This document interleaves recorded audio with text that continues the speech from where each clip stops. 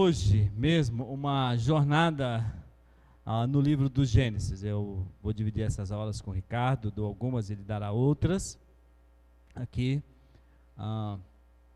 E nós entendemos que é necessário a compreensão da Bíblia como um todo. Às vezes nós ficamos só numa parte da Bíblia, ou compreendemos alguns pontos isolados. Então, nossa tentativa vai ser de unir esses pontos isolados que eu conheço da doutrina, e também, né, a gente fundamentar mais ainda nossa fé. Então, vamos começar pelo começo, melhor forma, né? Alguns começam pelo meio, mas nós vamos tentar começar pelo começo, para a gente compreender bem o que Deus revelou na sua palavra para nós, né? Não foi diretamente para nós, mas nós temos hoje a Bíblia aqui.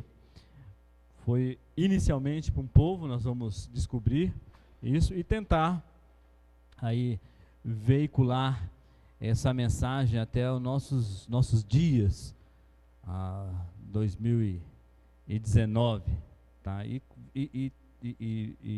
identificar a importância dela, que isso é a questão de maior relevância, identificar qual é a importância dela para a minha vida, para a minha fé, ou para a minha fé, consequentemente, para a minha vida, tá bom? Vamos orar antes disso, pedir para Deus nos abençoar, pedir a graça do nosso Senhor Jesus Cristo, né, sobre nossas vidas.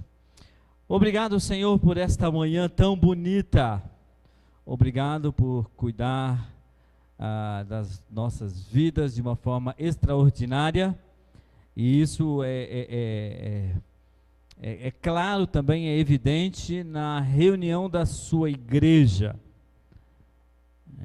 O cuidado uns com os outros, o estímulo à fé, o estímulo à firmeza, e para que a gente adquira aqui aquela satisfação no Senhor Jesus Cristo completa, tão oferecida amplamente no Novo Testamento, e experimentado por muitas pessoas. Então nos ajude, dê sabedoria a mim, paciência aos meus irmãos nessa jornada, para que a gente solidifique a nossa fé, a fé uma vez que nos foi entregue pelo Senhor.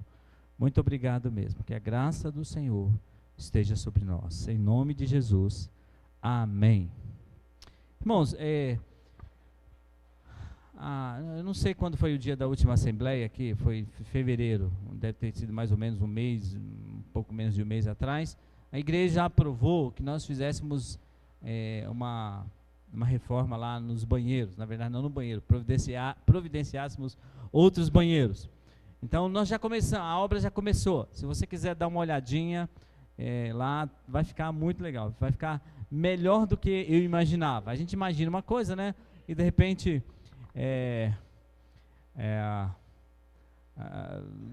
quando ela é concretizada, a gente fica um pouco decepcionado, mas eu fiquei muito otimista, mostrei para algumas pessoas já, outros irmãos, depois da IBD, desce lá, vê, começou ontem a obra, lá, e vai terminar amanhã, né, uma parte, depois tem uma segunda etapa, mas vai ficar legal, e é um oferecimento da igreja para vocês mulheres, né, tem um banheiro mais sossegado, tem mais banheiros na verdade, e também liberar um banheiro lá para os homens, então vai ser muito jóia isso aí, tá? Ok, vamos lá então, agora começar, propriamente dito, a nossa jornada no livro dos Gênesis. Tá vendo essa figura aí? Essa é uma foto atual do deserto do Sinai. Então, imagina um sol escaldante. Nós de Cambuí, nós não conhecemos o calor, tá? Bom, A gente só vai conhecer um pouco do calor quando a gente ir para o Nordeste. E o Nordeste significa de Belo Horizonte para cima. Então, se você já chega lá em Belo Horizonte, você vai, meu Deus, que saudade de Cambuí. Eu, quando tenho que dormir em Mojimirim, é quente lá, eu fico com saudade de Mojimirim. Agora imagine um lugar desse, procura uma sombra aí. Está vendo alguma? Esse é o deserto do Sinai. Foi aí que o povo ficou durante 40 anos. Deveria ser 40 dias. Depois nós vamos descobrir por que 40 anos. Mas sem uma tomada para ligar o ar-condicionado, sem celular, dormindo em barraca. E aí a gente vai, se chegarmos lá, né, quando estivermos no livro do Êxodo, que foi nessa ocasião que Moisés escreve o livro do Gênesis, durante a jornada no deserto, que é retratada principalmente no livro do Êxodo, Êxodo, Número e Deuteronômio. Mas a situação é aí, se você quiser, olha, uma árvore aí, isso aí é mais ou menos a época de chuva, porque a folha está verdinha, tá vendo? Então choveu ali, deve ter caído uma meia dúzia de gotas. Também é uma foto atual do deserto do Sinai. Então, nesse ambiente em que o povo caminhava daqui para lá, de lá para cá, conforme Deus determinava. Aí uma foto mais distante, né? Na foto não identificou se esse é o Monte Sinai, né? Que ali é onde Moisés recebe a lei, né? 2 vezes, a primeira ele quebrou, a segunda Deus fez escrever de novo, tá? Mas olha só, que ambiente mais agradável, né? Está caminhando ali e não tem uma sombrinha, né? Apesar de que também há informação na Bíblia de que uma nuvem os guiava, então isso já era bom demais. Muito bem. E aí também possivelmente pode ter passado, né, num desses lugares, porque o povo não subia montanha com animal, essas coisas todas, eles evitavam ao máximo. Então eles iam passar nos vales, lugares que tinham condições de circular animal, muita bagagem. Às vezes a gente tem a sensação de que o deserto, né, eles colocavam uma redinha lá num coqueiro e no outro e ficava no deserto. A situação não foi muito boa para eles, não, né? Aí mais uma foto, acho que um pouco melhorada daquela segunda, é mais ou menos isso aí. Esse é o ambiente em que o povo vive no Êxodo, e é nesse ambiente que Moisés escreve os seus livros, né, que são Gênesis, Êxodo, Números, Levítico e o Deuteronômio, que ele talvez não escreva não tenha escrito os últimos capítulos, porque lá relata a morte dele. Então ninguém vai relatar sua própria morte, né? Só se for profeticamente, videnciamente. Muito bem. Aí, meus irmãos, surgem algumas perguntas. Vamos supor que você estivesse nesse ambiente e soubesse que Deus nos tirou lá do deserto, né, do Egito, onde pelo menos eu era escravo, mas eu tinha casa, possibilidade de comida também, né, pela criação dos animais, né, pela agricultura. Eles falam de alho e da cebola do Egito, né, quando estão no deserto. Então, eles cultivavam alguma coisa, é evidência disso. Mas quais seriam as perguntas que nós faríamos? Os questionamentos que nós teríamos se estivéssemos num ambiente como esse aqui? Deus me tira e me manda para esse ambiente. Quais as perguntas que surgiriam aí? Que você faria para Deus, vamos dizer assim, não é? Não é profanação isso não, tá, gente? Você ia ficar revoltado. É, ficaram. É. A água saía da pedra de vez em quando, né? Sem água, sem muita comida. Num barracão, né? Não num barracão, mas numa tenda, numa barraca. Ok. O que mais? Além da revolta. Você não faria algumas perguntas? Vamos lá, Maria Elzira. O que o senhor quer da gente aqui? Né? Não dá para fazer isso lá no Egito? Não dava para fazer isso no Egito? O que mais? As perguntas que eles levantam, elas possivelmente vão lançar luz ao livro do Gênesis. Por quê?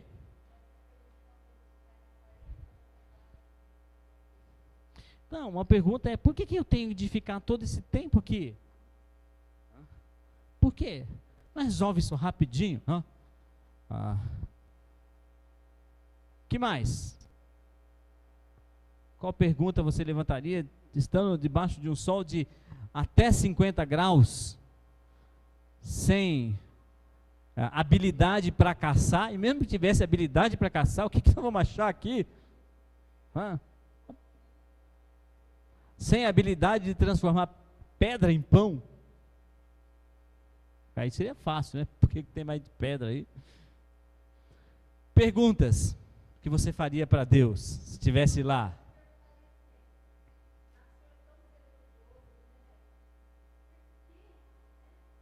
Por quê? Por que eu estou? O que eu estou fazendo aqui? Nós vivemos numa situação bem acomodada, né? Alguns de nós aqui, nem todos, mas alguns não estão nessa lista, mas o dia que está mais quente aqui em Cambuí, que deve ser lá para os seus 30 graus mais ou menos? 30 graus? Ninguém dorme, está muito quente. 30 graus lá, cadê a baiana? 30 graus lá no Piauí é inverno, o pessoal dorme de cobertor e blusa, e aquecedor ligado. E a gente está morrendo de calor aqui. Mas a gente não tem ideia. Então, talvez as perguntas sejam até difíceis. É difícil imaginar estando num sol escaldante, sem... Então, possibilidade de comida. Está muito quente, a gente vai lá na geladeira, pega aquela água geladinha, ou no caso, nos casos mais preparados, um suco delicioso, tal, geladinho, ou um sorvete para aqueles mais abonados, né? Ou que pegou a promoção no ABC, qualquer coisa assim. Eles não tinham nada disso. Não tinham, também não conheciam, né? Mas algumas perguntas. Uma dessas é essa. Isso aqui é melhor que o Egito? Você tem certeza? Por isso, e essa pergunta eles levantaram. O Senhor nos tirou para matar aqui. Preferimos estar no Egito, porque lá pelo menos nós tínhamos cebola, alho, e dava para temperar o arroz, alguma coisa assim. Uma segunda pergunta, que eu fiz acho que 6 ou 7 perguntas aqui, tentando me colocar na pele deles, né, coisa que é impossível, mas o Senhor sabe mesmo o que está fazendo? Você tem certeza disso? Eis quando eles vão confrontar Moisés lá e dizem, bom, o Senhor nos tirou do Egito para fazer a gente morrer no deserto. Não tinha covas suficiente no Egito? Fazem essa pergunta. Por que temos de passar por isso? Um de vocês levantou essa pergunta. Por que nós temos de passar? Qual a razão para isso? Outra pergunta. Eles já, obviamente, haviam ouvido falar do Éden, que vai ser tratado numa lição, uma segunda lição, uma primeira lição aqui. Essa só é a introdução. Se Éden é melhor do que o Egito, por que não podemos ir para lá? Essa seria uma pergunta que eu faria. Por quê? Porque o povo ouvia da história a respeito da criação de Adão. Não havia um registro escrito, né? Pode ser até que houvesse, né, até então, mas Moisés sabe de uma tradição passada pelos seus pais, né, que é Abraão, Isaque e Jacó, de que um dia o homem viveu uma harmonia perfeita. Não se sabe quanto tempo ele viveu nessa harmonia, mas isso vocês podem perguntar para o Ricardo depois, na próxima aula. Ele vai dizer exatamente quanto tempo durou da criação do homem até a queda. Mas, se Deus queria me levar para uma terra prometida, que seria, entre aspas, um tal do Éden, por que o Senhor não nos leva para lá? Isso é o melhor que Deus pode nos oferecer, a vida em barracas ou em tendas. Isso é o melhor que o Senhor pode nos dar, viver nesse deserto aqui. E toda aquela geração que saiu do Egito, ela não entra na terra prometida. Então eles estão lá nesse ambiente todo. Por que não podemos ir direto para a terra prometida? Alguém levantou essa pergunta. Isso não, Gênesis não responde isso. Êxodo já responde por quê. Deus não deixou o povo ir direto para a terra prometida. Então não é uma resposta só, há uma série de respostas a essa pergunta, mas eu faria essa pergunta também. E de vez em quando eu acho que tinha alguém batendo na tenda de Moisés, dizendo: quando nós vamos chegar lá? Quando nós vamos chegar lá? Quando nós vamos chegar na tal de terra que mana leite e mel? Ainda tem mais ainda? Por que nos tornamos responsáveis pelo que Adão fez? É uma pergunta interessante, que a gente faz até hoje. Então, o povo estava escravizado no Egito em função de uma série de processos que o levou até lá, mas eles sabiam, e Gênesis vai falar isso. Gênesis, a mensagem de Gênesis, nós vamos esbarrar bem nisso, eu vou enfatizar isso. A mensagem de Gênesis, ela mostra toda a consequência que o pecado traz. E o pecado trouxe, uma das consequências é essa: o povo escravizado no Egito por 430 anos, e o povo agora sai de uma situação de opressão social, não sei se eu posso dizer isso, mas eles eram escravos e agora eles se tornam reféns no deserto, vagando no deserto. Então, e o responsável, no final das contas, eu coloquei Adão aí, só para a gente lembrar da queda, mas tudo isso, no final de todas as coisas, foi consequência da queda. Se não houvesse a queda, não teríamos nenhum tipo de problema que nós temos, irmãos. Então, se você está lidando com a sua saúde, não é porque você está em pecado, é porque houve um dia a queda. Então, esse corpo que era para durar a eternidade, ele passou a morrer. E os sinais da mortificação do nosso corpo são bem claros. É só olhar na resistência, né? Não é a palavra certa que eu quero, mas na minha pele, né? Como é que a gente fala, uma pele esticadinha? Hoje o pessoal está dando um jeito de dar uma esticada, né? Mas não sei até quando vai, já estoura, né? Mas a gente olha um braço de um jovem, é uma coisa. Você olha o braço de alguém que tem 70 anos, 80 anos, a pele já está enrugada. Robustez, sei lá, pode ser? Robustez. Então, é fácil, e isso não aconteceria se não houvesse a queda. Nem a queda de cabelo existiria, tá, gente? Aviso aos carecas aí. É razoável ficar nesse deserto por 40 anos. Será? Se o problema, essa é uma pergunta também que nós fazemos, e talvez Gênesis vai tratar disso, especialmente no tempo do dilúvio. Né? Eu não sei se eu e o Ricardo vamos dar aula de dilúvio, nós estamos dividindo aí as aulas, mas o dilúvio vai mostrar a razão pela qual Deus não elimina todo o mal. E essa pergunta nós não fazemos. Por que Deus não elimina todo o mal, todo o sofrimento? O dilúvio vai responder isso lá em Gênesis. Muito bem, agora eu vou pedir que os jovens não se manifestem por enquanto, porque parte dessa aula, essa primeira parte não, mas uma parte dessa aula eu dei para eles uma ocasião atrás. Tá? E a Rita deve ser a terceira vez que ela assiste, a próxima vez ela pode dar aula já, porque já está craque, né? Mas a gente vai montando. Ok, vamos lá. Quem quer ler isso aí? Exceção os jovens e você também estava na aula, você não pode não.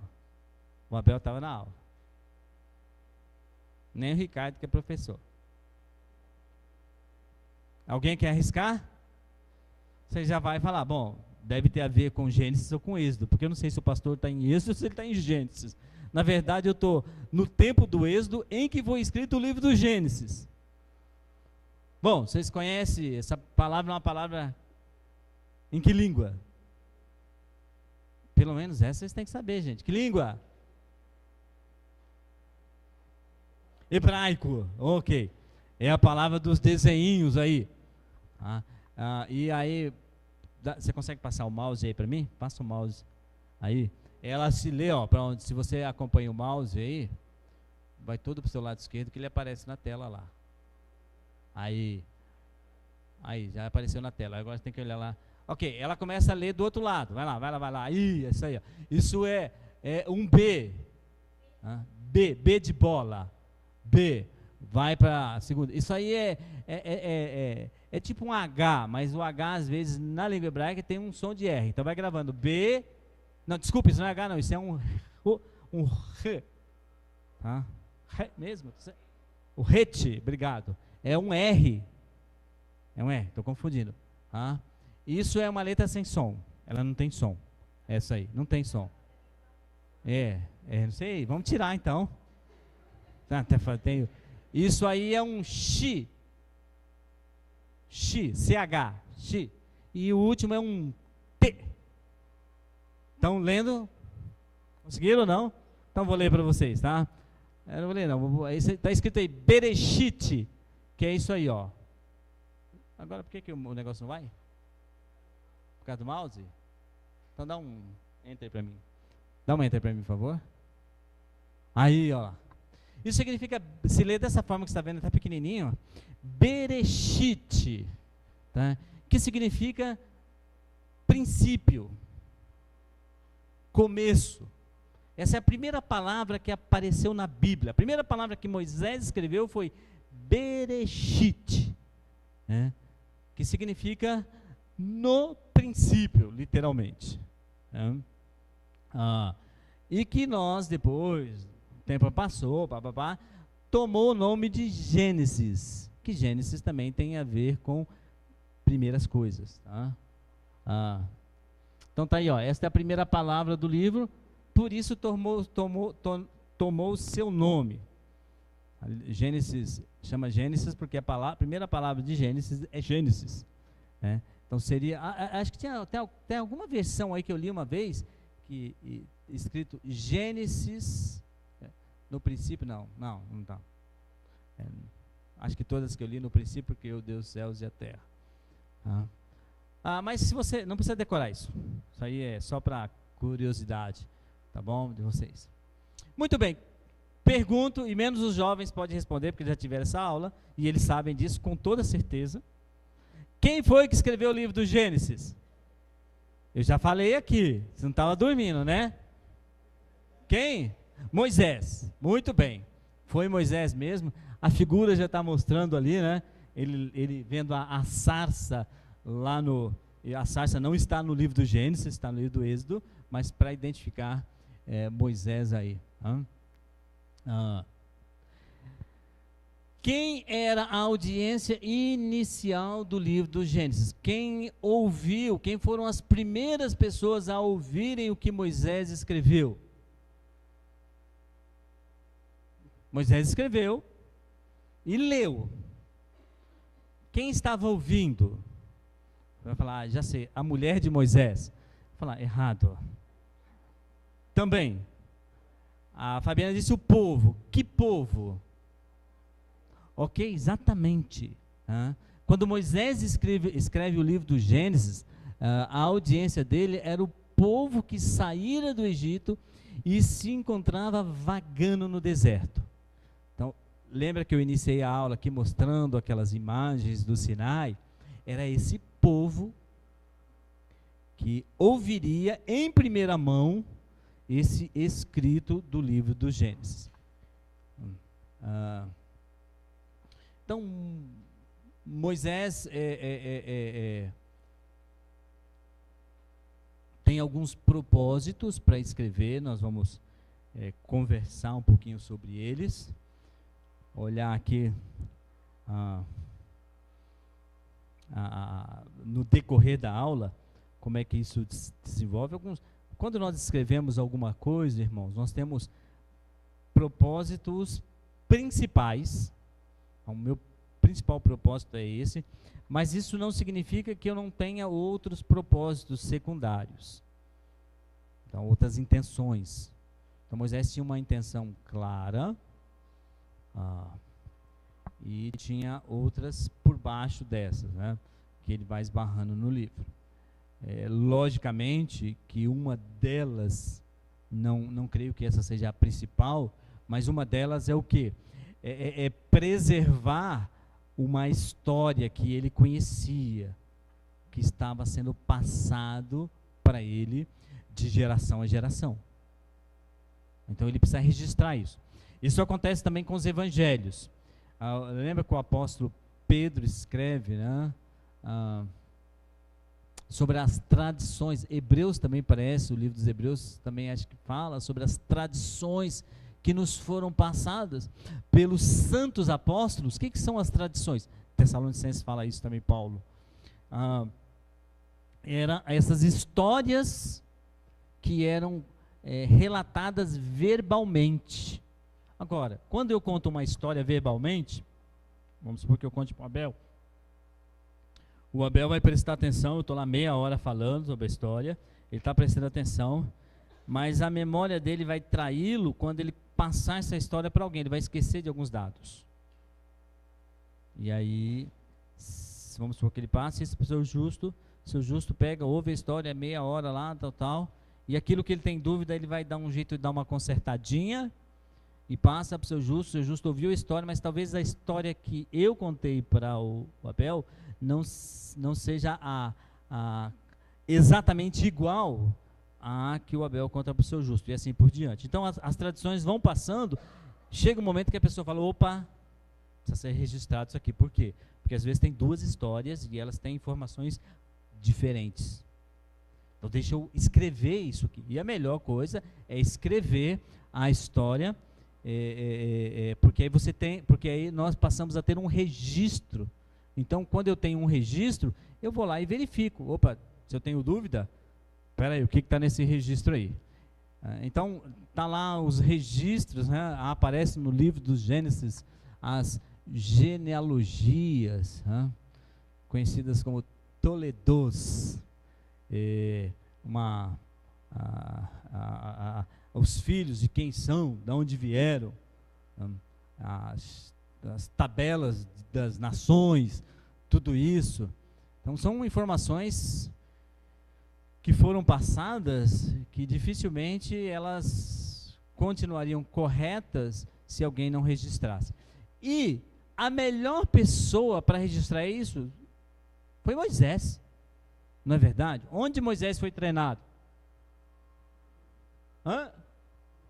No Egito. Moisés, ele tinha o livro dos Hebreus fala que ele foi treinado em toda a ciência. Então ele nasceu no palácio, ele teve todas as oportunidades. de estudar, e estudou, e quando vai lá para o deserto, ele tem a habilidade de escrever isso aí, toda a capacidade. Então é a melhor pessoa, a pessoa mais apropriada para isso, para certificar de que os fatos estão certos. E o povo que ouviu foi o povo que saiu, o povo que havia saído do Egito e se encontrava lá passeando, né, visitando os pontos turísticos do Sinai. Só não achava água e nem sombra. Então, aí fica a pergunta: por que Moisés escreveu o livro dos Gênesis? Uma resposta eu já dei, possibilidade. Eu não quero que você... Só vai ficar essa pergunta, porque ela, daqui para frente, nós vamos desenvolver uma série de questões até chegar a esta resposta. Então, se você não estiver entendendo, levanta a mão.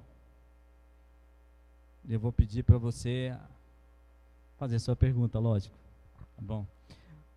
Então, a resposta a esta pergunta, a essa que eu acabei de fazer, por que Moisés, qual era o propósito fundamental, principal, a pedra central do livro do Gênesis? Ela vem à medida que nós compreendemos o livro. E eu quero fazer então um teste com vocês, rapidamente. O que você se lembra, rápido, do livro de Gênesis? Pensa aí e me diz, o que você julga importante, mais importante no livro do Gênesis? Vamos lá. Seu Zé. O senhor faz a pergunta para o senhor. E o senhor tem a resposta?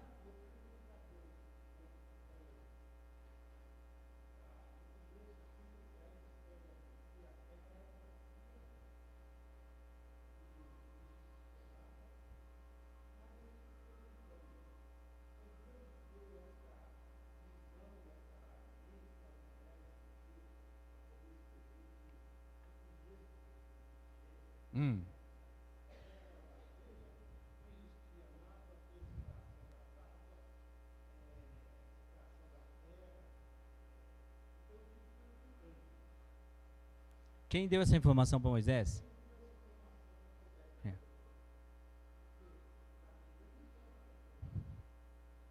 Quem é que deu? É possível que Adão tinha essa informação. Vou falar só as cabeças, tá, gente? Senão tem um monte de nome aí no meio. É possível que Adão tinha essa informação de como tudo foi criado. Adão passa essa informação, tá, vou falar para os cabeças, tá, gente? Para Noé, mas como não tinha como escrever, ele falou. Noé passa para Abraão, Abraão passa para Isaac e Jacó, Jacó passa para Levi, e Levi passa para Moisés. Falei só assim. Por isso que o livro do Gênesis, ela as informações, não só da criação, mas até do dilúvio, elas são informações que, segundo os especialistas, elas foram transmitidas por uma tradição oral. O que é uma tradição oral? Eu falo isso. Aí eu dei até um exemplo aqui, uma vez, nem sei se falando do livro do Gênesis, quando hoje, gente, isso é normal, vocês vão concordar comigo, tenho certeza, né? Quem é que sabe o número do seu próprio celular aqui? Levanta a mão. Ok. Quem é que não sabe o número do seu celular? Levanta a mão também. Normal. Alguns não sabem. Agora, você precisa saber o número do seu celular? Você precisa saber o número do seu celular? Não, não precisa. Você fala para a pessoa, me dá o número do seu celular, peraí, qual que é o seu? Aí você disca para ela já tem o seu lá. Então a gente vai ficando o quê? Preguiçoso. Tá? Quem é que tem quem é que sabe de cor o número do celular do filho? Os pais aí. Levanta a mão. Tia Neuza aqui também. Então significa que o resto não sabe. Ou o resto não tem filho. Os demais não têm filho. Você não precisa disso. Você não vai sair daqui agora e vou decorar o celular. Não precisa. Você vai lá na agenda. E às vezes nem está na agenda, né? Já dá direto lá perto, 2 botõezinhos, já era. Não precisa. Mas, no tempo que lançou o telefone, faz muito tempo, né? Mas quando o telefone era acessível, ali na década de 80, razoavelmente acessível, nós sabíamos o telefone nosso, obviamente, né, quem tinha, e o telefone de todos os nossos amigos de cor. Todos. Agora, quem é que sabe o telefone de todos os amigos de cor aqui? Bom, eu não sei nem o nome dos amigos de cor. Nós não precisamos disso, na verdade. Então nossa mente fica o quê? Vai mandando para aquela caixa escura lá. Ficou obsoleto. Eles não tinham nenhum tipo de material acessível para escrita. Eles não tinham isso naquela... Irmão, nós estamos falando de Moisés de 3.500 anos atrás. Havia já sido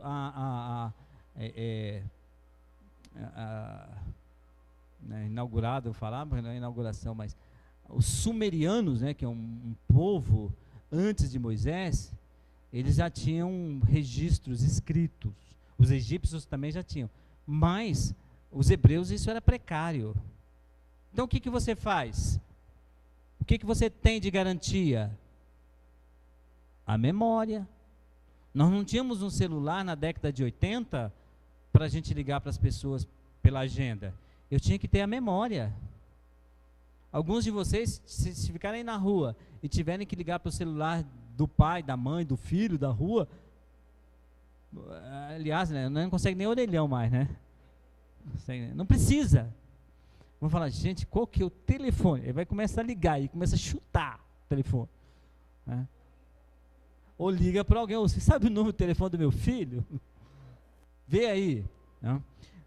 Por quê? Porque a nossa mente agora está programada cada vez menos para pensar, para guardar informações.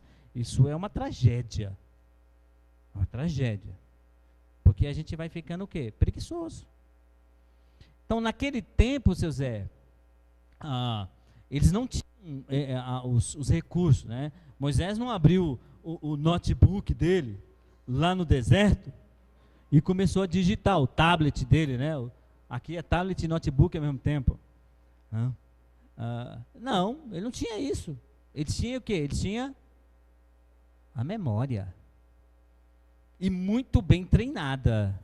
Então, as informações que passavam eram bem mais precisas do que a informação que eu passo e que você é capaz de decorar, e que eu também sou. Ok? Então a tradição oral aí foi fundamental. Muito bem, quais são os eventos de Gênesis, a dona Zilda, e que você lembra, que você julga importante? Dona Zilda. Pode fazer uma pergunta. Se eu não puder responder, o Ricardo responde. Ele é o perito em Gênesis.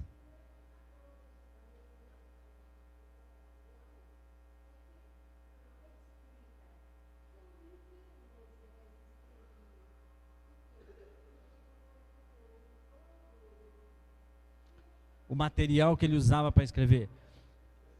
Tá, o material que Moisés usou para escrever... Oi? Não era com bem com sangue não, tá, gente? A tecnologia era boa já naquela época.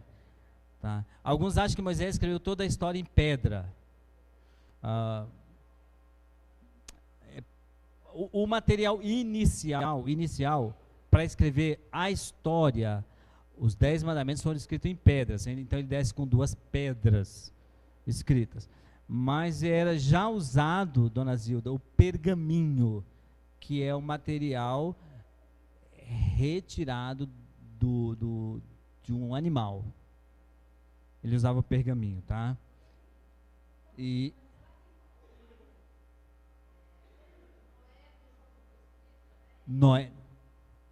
Não se sabe.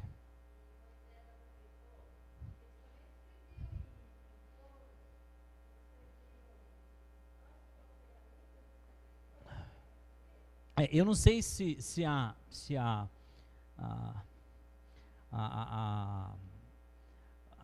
para o hebreu, tá? Para o povo hebreu, isso era acessível. Como eu falei, já existia escritos a Estela de Hammurabi, né? A Clarice viu lá no Louvre, né? Sim, sim, pedra. Em pedra. É. Então, mas por o hebreu ele não tem essa cultura, não se sabe de nada a respeito disso, né? Tem um livro muito bom, Merece Confiança, o Antigo Testamento, que ele vai tratar disso e ele vai mostrar que para o hebreu a tradição oral, a história era mais importante para essa linha aí, tá? Obviamente você vai ver nos egípcios, né, com a história dos egípcios, uma série de pinturas comunicando alguma coisa, os chamados escritos pictográficos. Aparece a Estela de Hammurabi, que você pode olhar na internet lá, um monte de coisa escrita e tal. Sim, sim, representa alguma coisa. Mas só não tem na história dos hebreus isso. Tá? O primeiro registro que aparece, de fato, é o de Moisés. Ok? Mais alguma pergunta? Mas eu perguntei para vocês não estão respondendo. O que vocês acham importante? Então, já que vocês não estão respondendo e meu tempo está se indo, eu vou responder por vocês aqui. Tá? Dá uma olhada nessa divisão de Gênesis aí. Eu quero que você olhe bem. A parte azul o início. Quantos capítulos tem do início aí? 5 capítulos. Quantos capítulos tem do dilúvio? 5 também. Quanto tem de Abraão? De Abraão tem 5? O professor de matemática. De 12 a 23. Né, 11, se você considerar o 12, você vai ter 12 capítulos, eu acho, né? De Isaac. Não enxerga mais? Está pequenininho ali, mas teve que ser pequeno, gente. 3 capítulos, 24, 25 e 26. Jacó, que está branquinho. Tem lá 12 capítulos, para quem enxerga, né? E para José, 14 capítulos. Agora, julgando pelas cores, quem você acha que ganhou o melhor prêmio aí? Pode falar, pelos seus olhos. José, eu concordo com você. José. E aí, para a gente ter certeza, porque tem alguns capítulos que tem 80 versículos, tem alguns capítulos que tem 3 versículos. Eu somei os versículos. Moisés gasta 138 versículos no português para falar do início até terminar a genealogia de Adão, a história de Adão. 138. Ele gasta 161 versículos para tratar do dilúvio. Ele gasta 293 versículos para tratar da saga, né, da história de Abraão. Ele gasta 136 versículos para falar de Isaac. Isaac perdeu aí, claramente.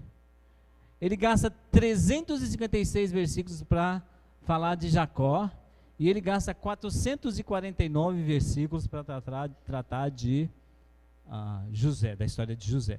Se você quiser contar as palavras, pega na sua Bíblia, conta e traz para mim depois, vai ser interessante, né? Eu não tive esse tempo, e mesmo que tivesse esse tempo, eu não teria essa paciência de contar um por um. Então, olhando assim para o livro, parece que a história de José é mais importante aqui. Numa cultura em que você tem um escasso material, um escasso recurso para escrever, você tem que pensar muito bem. Não é igual a gente vai fazer uma monografia, né, um material para entregar para você, digita lá igual um doido, né? E inicialmente dá 50 páginas, depois a gente começa a riscar o que repetiu, aí dá 5. Porque a gente não gasta nada, só dedo, né, a tintinha do teclado, do computador e o tempo. O pessoal não, Moisés não podia escrever e falar, não, deixa eu apagar isso aqui. Escreveu, acabou. Então, ele sabia muito bem o que ele queria. Ele gasta um tanto grande para escrever a respeito de José. Isso faz o quê? Nos faz pensar. Porque talvez se fosse nós que tivéssemos escrito o Gênesis, a gente ia falar assim, não, deixa eu dar uma ênfase muito grande na criação. E muitas vezes a gente dá. Agora, não estou dizendo que Moisés falou, ignorou a criação. Não foi isso.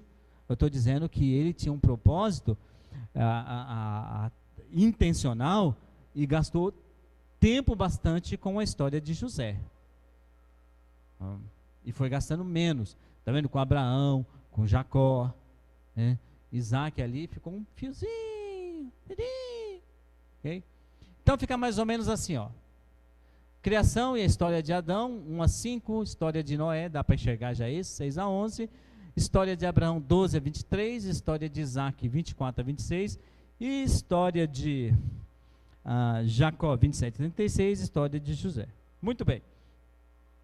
Uma outra pergunta demasiadamente importante para a gente entender não somente o livro do Gênesis, mas qualquer tipo de qualquer livro da Bíblia, é essa aqui, ó. Eu tenho que fazer essa pergunta. Que tipo de estilo literário, que tipo de gênero literário eu estou lendo? Vocês sabem a diferença de gênero literário? Então, por exemplo, o que salmos são? Poesia. Salmos são poesias. Então, um gênero literário poético, grosso modo. E provérbios? Oi? Dissertação? Tem um outro nome para isso. Não sei se porque está falando de dissertação. O que você quer dizer com dissertação?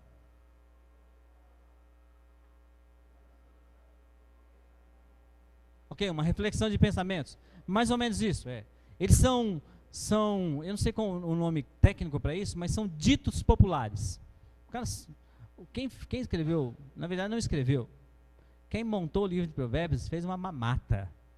Ele pegou os ditos populares, né, e juntou tudo. E saiu lá o livro de Provérbios, ele fez isso. Então, por exemplo, aquele dito popular que a gente fala, quem muito fala dá bom dia para cavalo. Essas coisas, ele fala da mulher rixosa é como goteira na casa. Ele só pegou um... Também.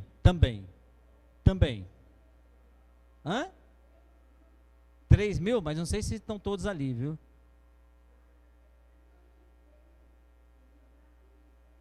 Mas pode contar que não tem tudo isso lá, não. Não. Ele escreveu 3.000, mas foi compilado bem menos que isso, né? Se tiver 300 provérbios lá, tá bom. Então, agora, nós à noite, eu estou pregando em Oséias. Que estilo literário é Oséias? Bom, se você leu Oséias, você se lembra? Que estilo literário é? O que ele está falando? Ele está falando de uma história?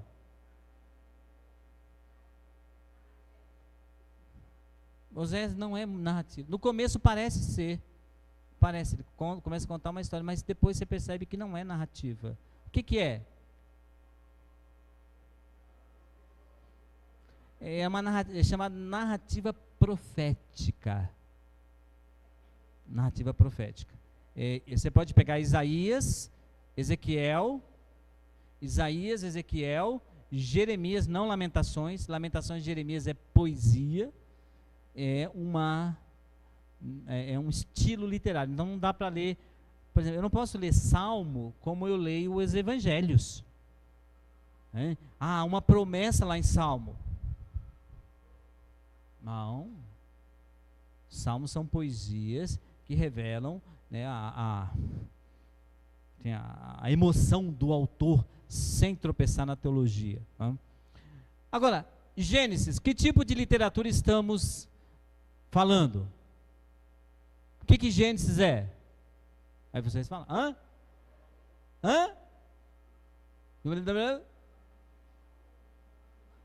O que Gênesis está fazendo, o livro do Gênesis? Escrevendo o quê? só a criação de Deus? Como é que eu chamo, que tipo de literatura, gênero literário, eu chamo uma descrição de uma história? Vocês falaram aqui. Narrativa, ok. Tá? É uma narrativa histórica. E ele está contando uma história. Tá? E ele está, então, escolhendo os pontos da história que ele julga importante. Tá?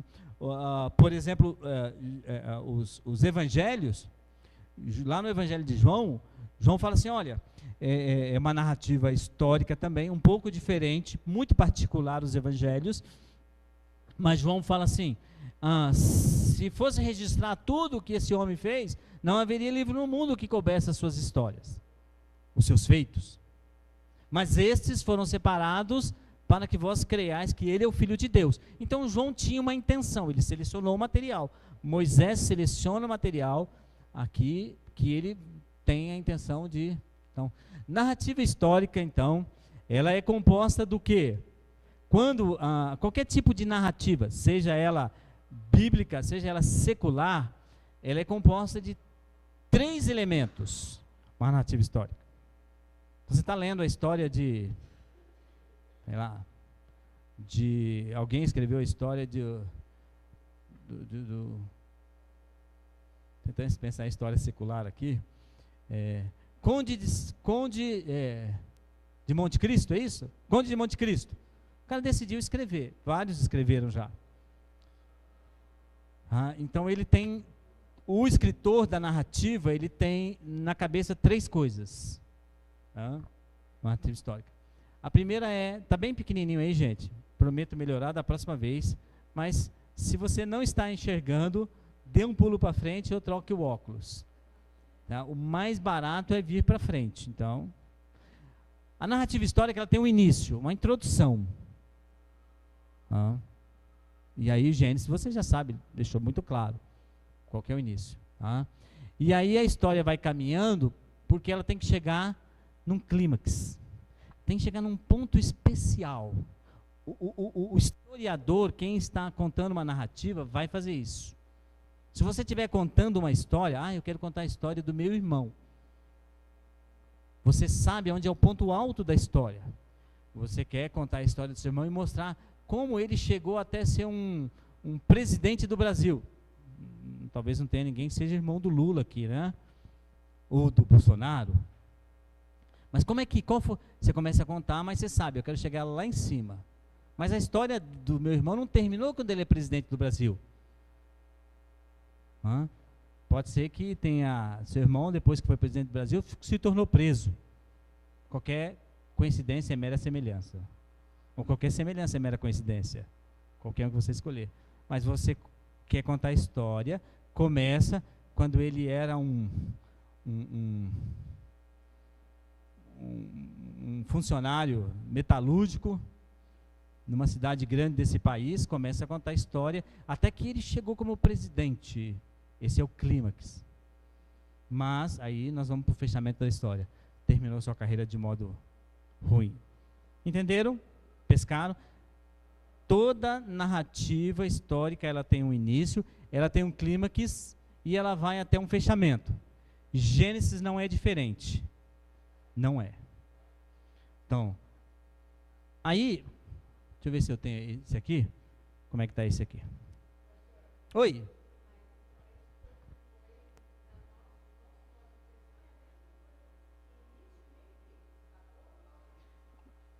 Mais ou menos o meio, desde que o meio tenha o ponto mais alto da história.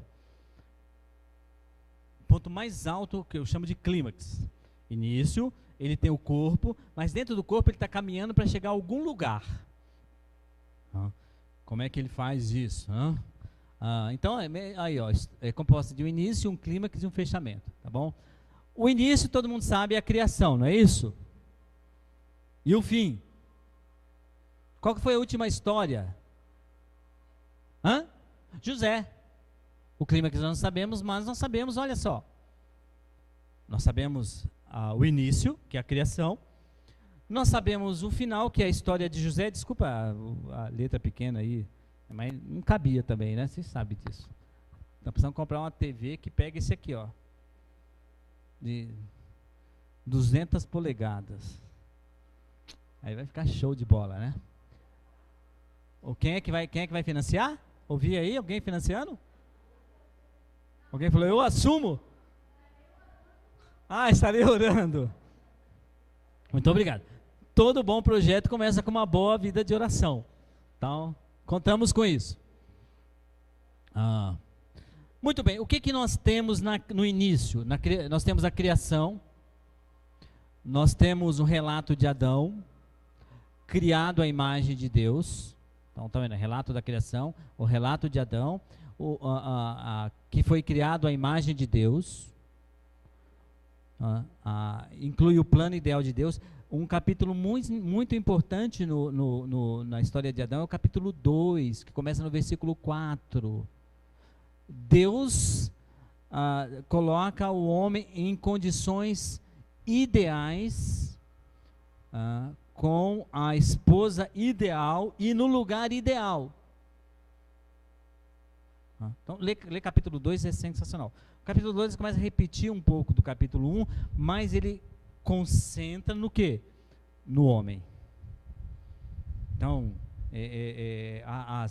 a figura mais importante para Deus é o homem, tá? Não é o animal, não é a árvore. Embora hoje o sistema está mudando, né? Você cortar uma árvore é possível que vá preso. Mas se matar um homem, você ainda pode alegar legítima defesa. Fogo. Mas, dos 138 versículos, 103, quer dizer, daí beirando 70%, é tratado especificamente do homem.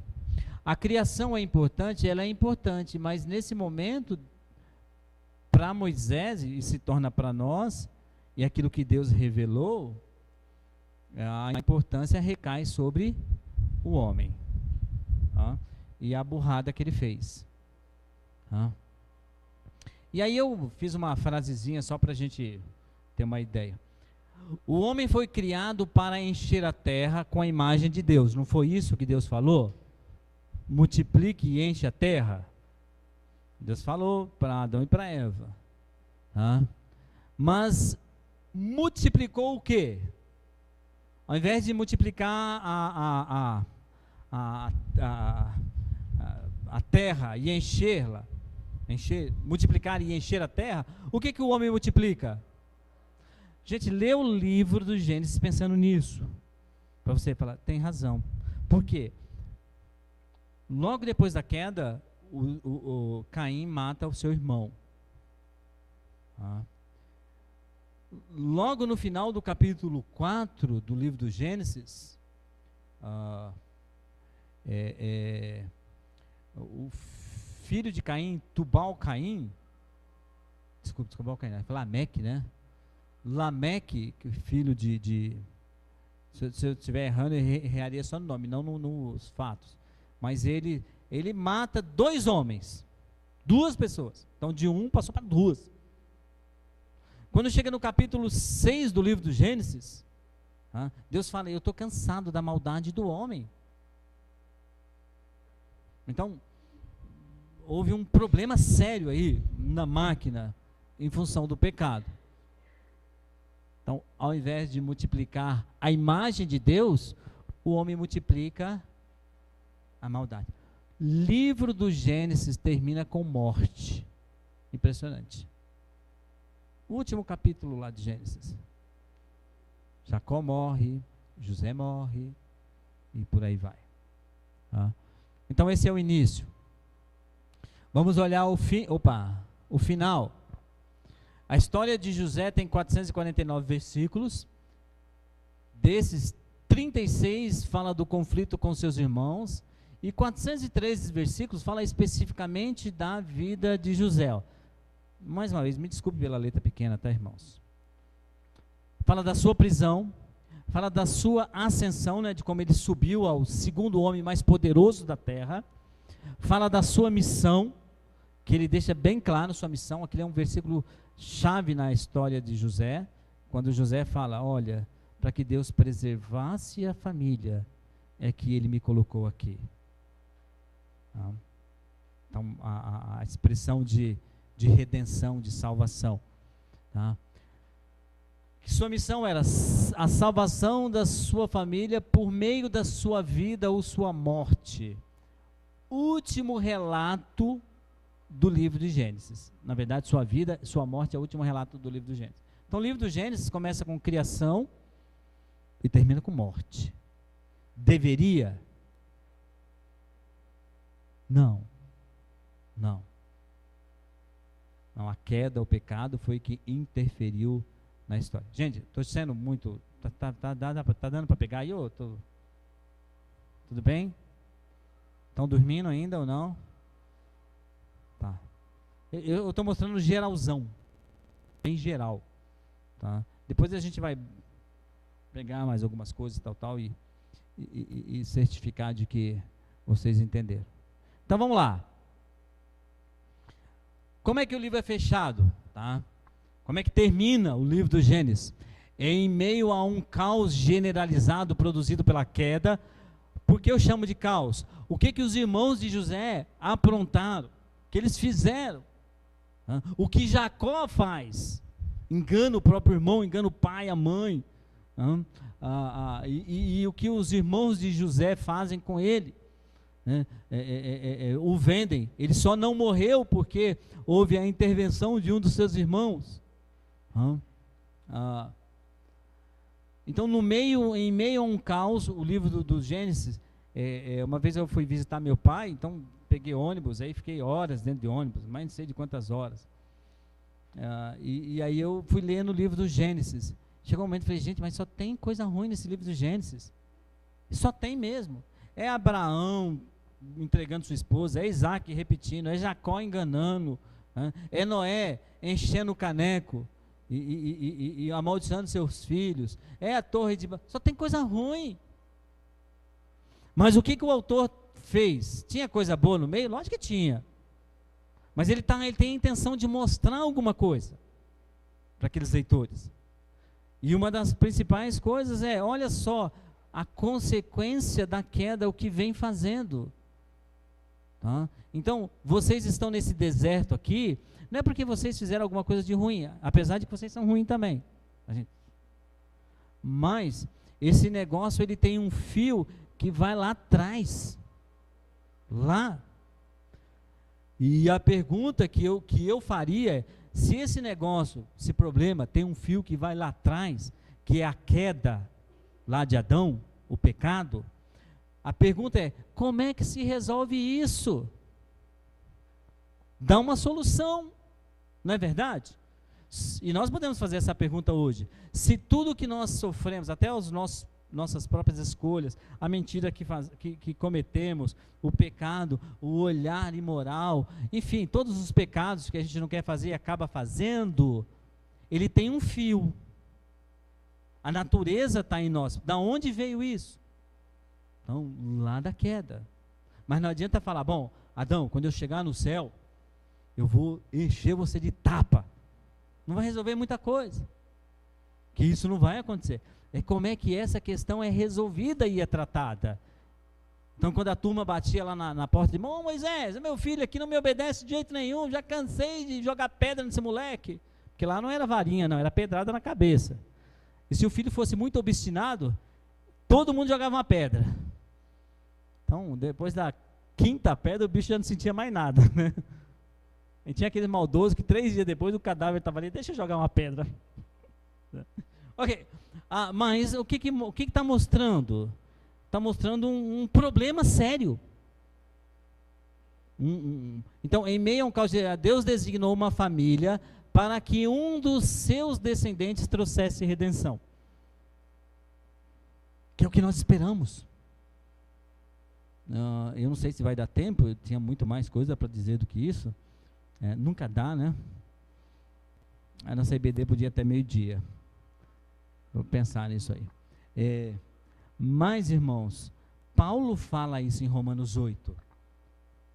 A ardente expectativa, toda a criação ela geme, aguardando a redenção. E nós que somos as primícias, os primeiros frutos do Espírito Santo, da mesma forma, aguardamos a redenção, a libertação do nosso corpo, que foi sujeito o quê? À vaidade, ao pecado. Ele fala isso. E aí essa turma também, o cara chegava com o filho lá, mas esse filho não me obedece, Moisés. Eu explico, olha, deixa eu falar uma coisa, realmente ele tem um coração obstinado, mas eu quero que você entenda que o coração dele, a responsabilidade de desobedecer dele, mas isso é problema que vem lá de trás, da queda. Vou tentar correr agora para a gente chegar lá. Muito bem.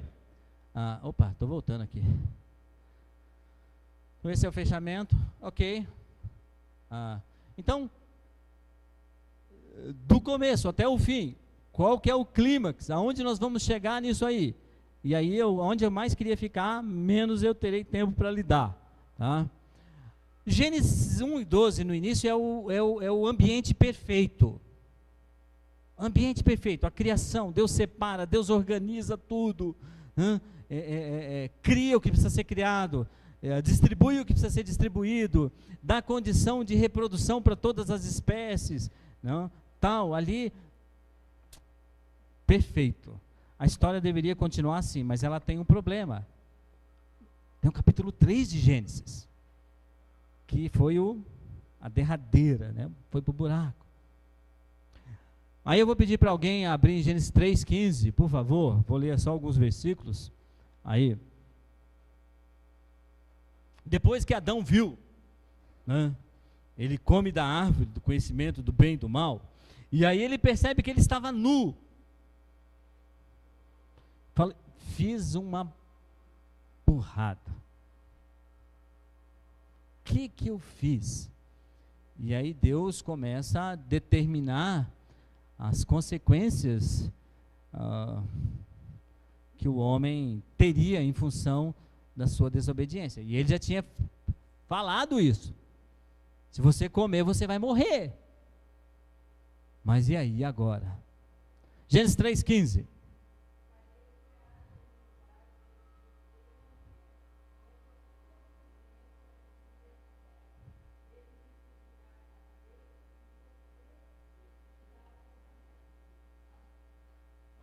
Só até aí, só o 15. Tá? Essa é a promessa de Deus que vai tratar desse problema. Essa é a promessa. Então vamos imaginar, vamos todos fazer uma viagem para o Éden. Estamos todos lá. Eu vou dar uma categoria para a gente aqui. Somos todos os anjos. Tá? Vocês realmente têm cara de anjos. Não vou dar mais nenhuma característica não. Anjos. Estamos lá e vemos lá a queda e falamos, puxa vida, como é que pode uma coisa dessa? E Deus então distribui as suas disciplinas e juízos ali e faz uma promessa. E nós todos como anjos estamos lá esperando o quê? Como é que vai se cumprir essa promessa de redenção? Nós sabemos que vem de uma mulher, que é um descendente. Muito bem. Então está todo mundo lá numa expectativa de que o problema seja resolvido. De que haja solução, de que volte as coisas ao modo natural. Para que o homem não tenha mais medo, não tenha como destino a morte, tal.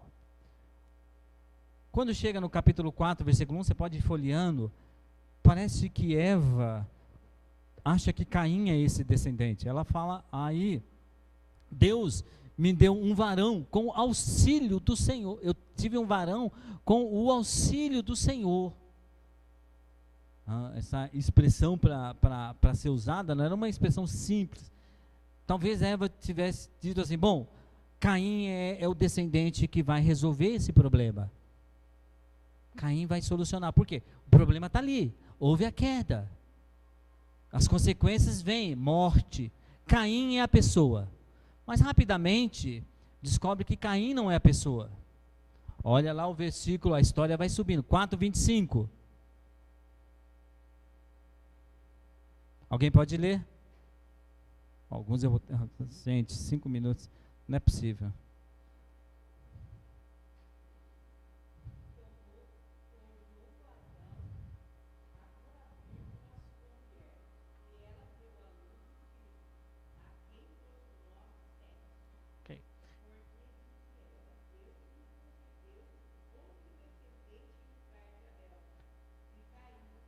Ok, olha só, ela já desconsiderou Caim como descendente dela.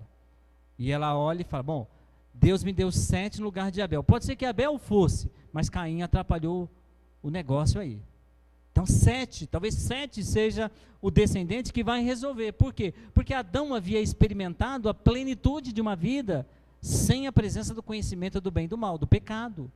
Sem conhecer o que é medo, sem conhecer o que é morte, né? Sem se esconder, e aí ele quer retornar a isso, então tem toda essa expectativa. Então, possivelmente é 7, mas a história continua. 5, 28 e 29 não precisa ler, a gente vai ter que passar rápido aí. 5, 28 e 29, Lameque, não o Lameque de Caim, mas o Lameque, aí pai de Abraão, pai de Noé, ele pega o filho e fala assim, este é o homem que nos livrará do quê? Do trabalho forçado e da maldição que Deus impôs à terra. Ele está dizendo, esse é o prometido. Noé, de alguma forma, Lameque viu esse filho como especial. E ele faz uma citação daquilo que Deus havia feito na terra. Deus falou assim, maldita será a terra por sua causa. Lameque diz, este vai nos livrar da maldição que Deus impôs sobre a terra, ele é o prometido.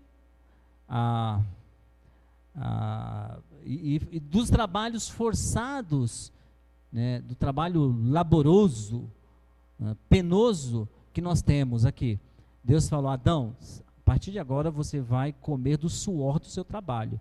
Daí o suor do trabalho dele não era acordar às 6 da manhã e ir para a fábrica, não, isso nem se compara, né? Era trabalhar em terra árida que nascia só espinho e praga, tá? Então todo mundo tem essa expectativa aí, tá? Capítulo 8, versículo 21, todos esses versículos, gente, depois eu ponho lá, seria tão legal olhar, eu vou pôr no grupo, eu sei quem quer, quem não quer, eu ponho em PDF, você olha lá, verifica esses versículos. Há uma expectativa de um novo início aqui em Noé. Tudo vai começar de novo, inclusive as ordens dadas lá em Gênesis, crescer e multiplicar e encher a terra, elas são repetidas a Noé. A terra está limpinha. Mas como sempre digo aqui, houve um 9º passageiro na arca. Foi Noé, sua esposa, seus 3 filhos e suas esposas. Nós somamos 8. Mas eu digo, houve um 9º passageiro que estava presente ali. E aí há um detalhe importante, quando Noé desce da arca, está tudo bem, ele planta, nasce rapidinho, antigamente não. Suava para nascer os negócios. Deus tirou a maldição da terra. Noé plantou uma vinha, rapidinho nasceu, encheu o caneco, os seus filhos foram e viram nu, e tiveram vergonha disso.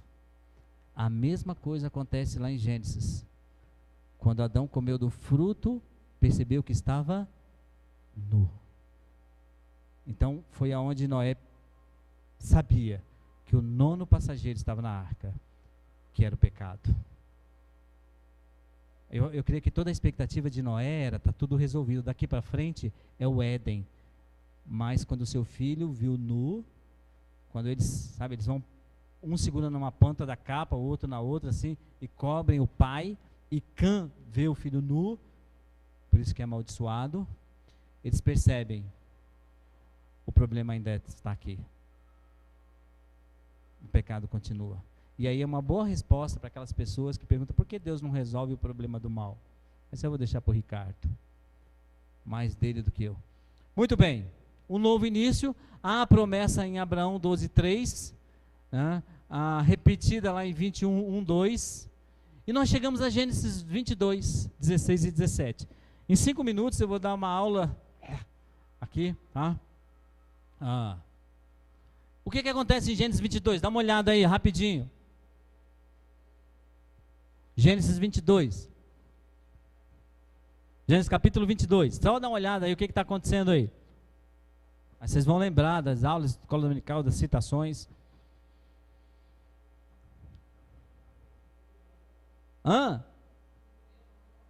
Deus prova Abraão como? Como que Deus provou Abraão? Pedindo para sacrificar o seu único filho. Então Deus promete um descendente, e Abraão olha para Isaac e fala que esse vai ser o solucionador, o redentor, mas Deus pede para sacrificá-lo. E ele vai lá, aquela caminhada, né? Tal, e chega lá. O que Deus vai fazer? Como é que Deus? A solução estava aqui e Deus não quer resolver o problema. Tá? O livro do Gênesis vai levando até esse ponto. O que acontece ali, em Gênesis 22? O filho é sacrificado? Não. E depois, o que acontece? Deus manda o quê? Um substituto.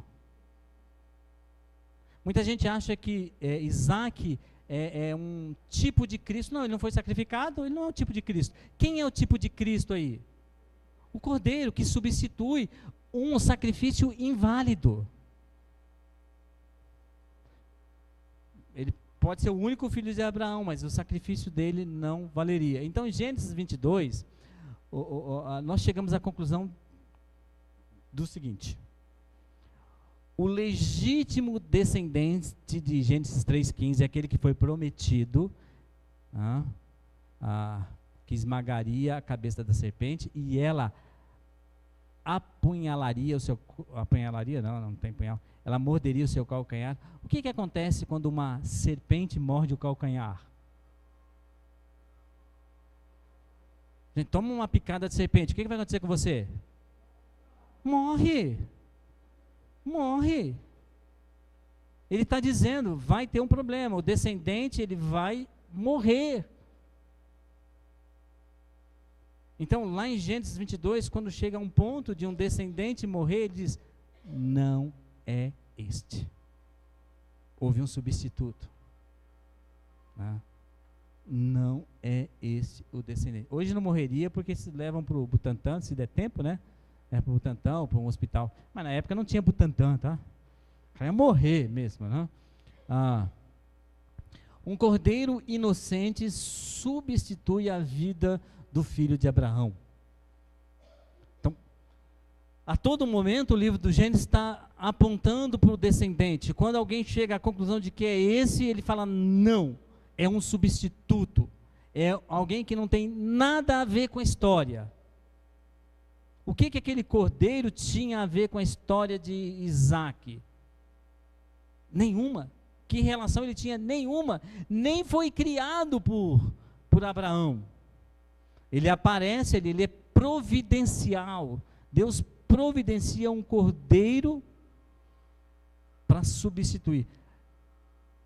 Esse é praticamente o clímax do livro, aonde o autor está chegando.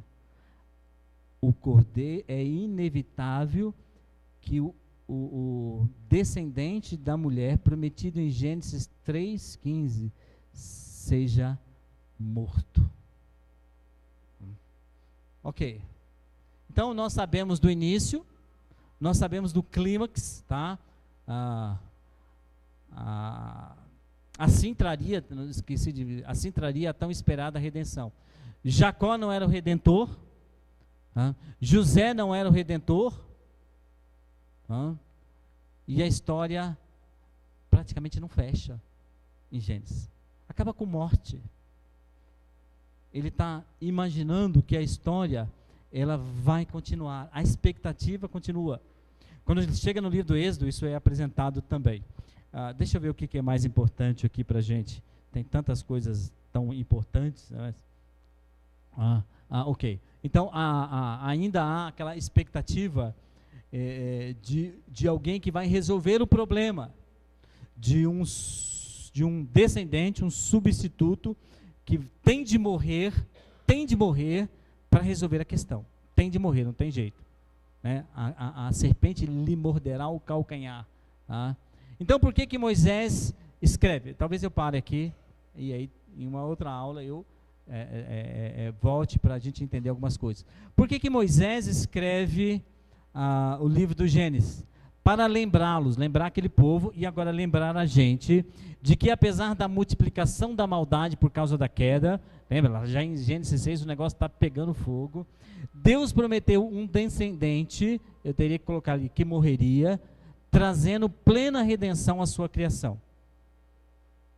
Então o pessoal lá no deserto, sem esperança, sem nada, deveria ler o livro de Gênesis e lembrar, Deus prometeu um descendente, ele vai morrer e trazer plena redenção à sua casa, ao seu povo. Bom, havia uma expectativa perseverante de que alguém, um filho, descendente de uma mulher, traria redenção a toda a criação. Tá? Isso, tá, irmãos? Isso encorajaria os filhos de Jacó. Os filhos de Jacó são a turma que estava no deserto, lá aos 40 anos, a permanecerem firmes em direção à terra da promessa. Foi isso que falou, eu vou tirar vocês de uma terra da escravidão, vou levar vocês lá para a terra que emana leite e mel.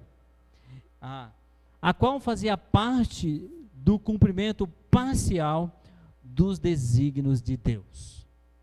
Tá? Então, trazer o povo do Egito até a terra prometida era um cumprimento parcial. Por quê?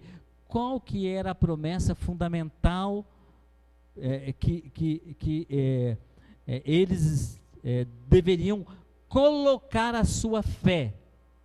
Né? Não era na lei, mas era no quê? Na esperança de um descendente que traria, na verdade que traria não, né? Fica meio até que trará plena redenção à sua criação. E eu vou colocar uma vírgula ali, vou até corrigir depois, vírgula, por meio da sua morte. O descendente tinha que morrer. Bom, desculpa correr demais, tal, assim. Eu vou parar depois ali, eu ia parar lá em Apocalipse, mas não vai dar tempo, não, vamos ficar aqui, gente. Eu quero agradecer muito a sua atenção. Semana que vem o Ricardo vai dar uma introdução aqui do próprio livro do Gênesis. Eu dei um panorama para vocês terem assim, uma sensação, né, uma ideia do que está atrás disso, porque Moisés escreveu o propósito, e ele vai entrar e ele com certeza vai lidar com essas questões que vão ser trazidas à mente de vocês. Foi gravado, eu vou colocar no grupo lá, se você quiser ouvir outra vez, se tiver paciência, tiver tempo, tudo, tá? Para lembrar algumas coisas importantes. Entender o livro do Gênesis, né, o propósito dele, por que ele foi escrito, vai me ajudar a compreender até o profeta Oséias, melhor ainda. Ok? Obrigado mais uma vez, Deus abençoe. Ricardo, ora para a gente, estamos já encerrados.